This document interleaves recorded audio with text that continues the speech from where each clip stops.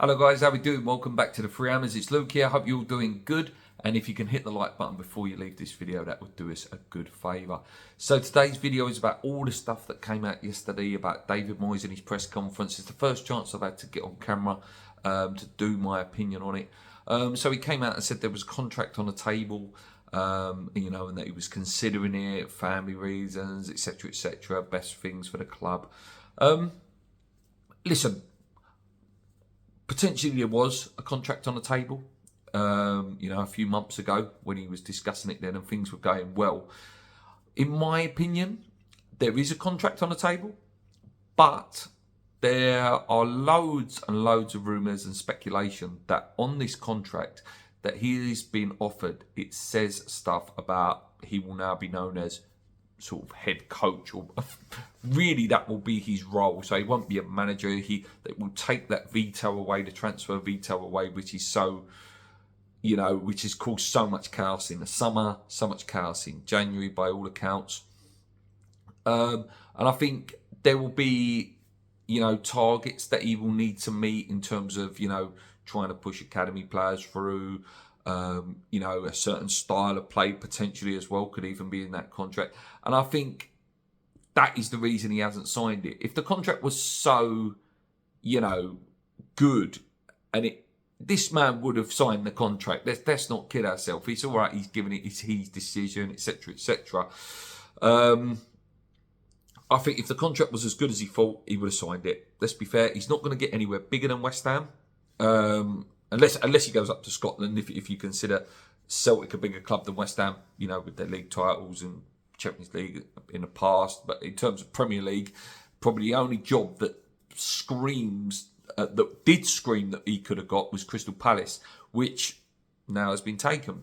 So I don't think there's anything in this. I think it screams of the fact that he probably will be going in the summer.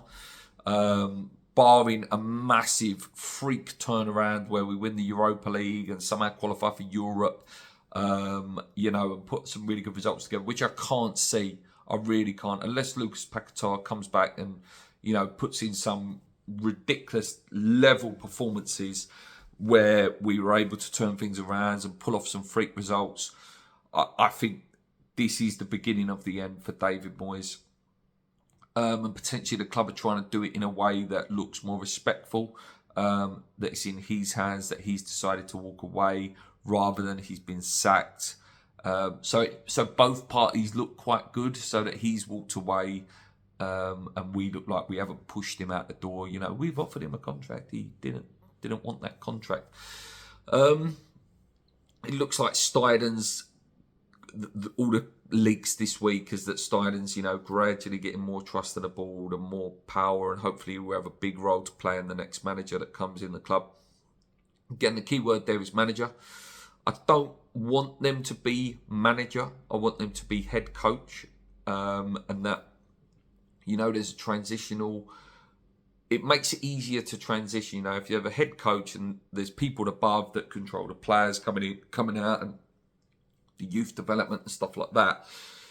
That is why Brighton are so successful when they do change managers, is because it's a very smooth transition, and other clubs on the continent that do the same stuff, is that the coach is literally there just to coach the players, the style of play, and hasn't got to think about the other stuff. So for me, I'm hoping that the next manager has, slightly less power, so that they can, so Tim can do his job, Mark, whoever's there going to do their job.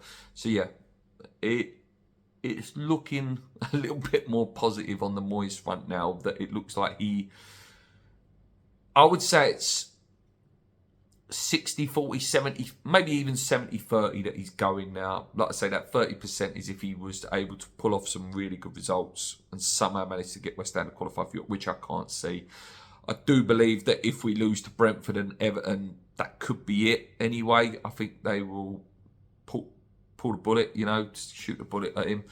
I don't think it can go on much longer, the losing and not getting a win. I don't think even a draws would be enough. I think it's, it would just waver out, and it would be unfortunate because we are still in the Europa League. Like I said, I don't think we're going to win it. but it would be fortunate that it just all wavers out. We won't have nothing to play for going into April, May. Just on the draw as well, Freiburg, it's a good draw for us because we know we've beaten them already. We know what to expect. But, it's a bit of a weird one because it's like, you wanted someone different, but the fans probably wanted to go somewhere different. It would have been nice to, pull out a Roma or pull out AC Milan. Probably would have beat us, but, just for that glamour tie, if we're not going to be in Europe next year, maybe for a couple of years, it would have been nice for the fans to be able to say that they've been to one of them really big stadiums because we were so close, obviously, to having the new camp only for Frankfurt to beat them. So, yeah, I expect us to get through that round. I think, we should have enough to get through that. And then who knows after that? There's obviously real good ties with Brighton, Roma. Marseille has got a really good tie as well. That's it really, guys. My opinion on what I think this Moyes stuff is. I know all the other channels have done it. I'm always late to the show because I never get any time. But yeah, me and Paul hopefully be back and we'll get Paul's opinion on it as well. Let me know what you guys think. Do you think I might have something in there that maybe there was a contract on the table, but there's a lot of terms and conditions to it that Moyes won't have, and that's why he hasn't signed it? Because I believe that he would have signed it if it was the right money and the right amount of years. He would have signed it if it still was under the same terms and conditions. But I think he's been told that you lose your veto, you're basically a head coach now. And Tim gets full control, basically, of all the transfers. Anyway, guys, until next time, please hit that subscribe button, hit the bell so you don't miss out. Until next time, come on, you Irons, keep believing. Let's go.